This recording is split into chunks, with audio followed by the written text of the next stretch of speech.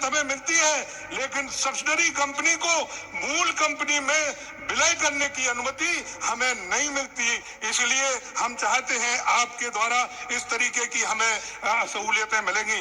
मान्यवर, मैं क्रिप्को का चेयरमैन होने के नाते गर्व से इस बात को कह सकता हूं कि क्रिप्को ने यूरिया का उत्पादन करके urea, DAP, compost, bio fertiliser से तमाम जो है कृषि आदानों को, अच्छे बीजों को किसानों तक सहकारी समितियों के माध्यम से भेजने का पूरी तरीके से प्रयास किया है। हमने हमेशा ये प्रयास किया है, 1-2 वर्षों को छोड़ करके, कि किसानों जो हमारी सदस्य समितियां हैं उनको लाभांश 20% जो हाईएस्ट लाभांश है 20% लाभांश देने का हमने काम किया है।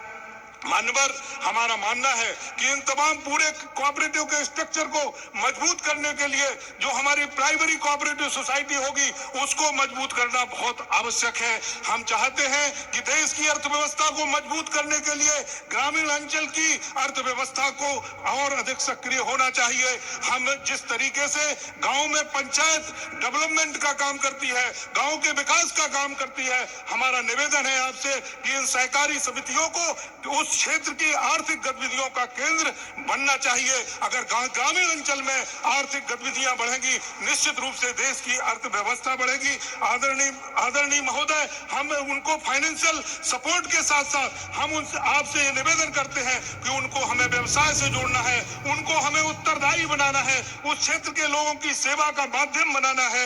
हमें पूरा विश्वास है कि आने वाले समय में प्राइमरी सोसाइटी से लेकर के वो अपेक्स तक सारी संस्थाएं बेहतर काम करके इस देश के कोऑपरेटिव मूवमेंट को मजबूत बना करके, देश की अर्थव्यवस्था को मजबूत बना करके, जो आपका सपना है कि 5 ट्रिलियन डॉलर की अर्थव्यवस्था इस देश की हो, वो इस कोऑपरेटिव आंदोलन के माध्यम से ही संपन्न हो सकती है।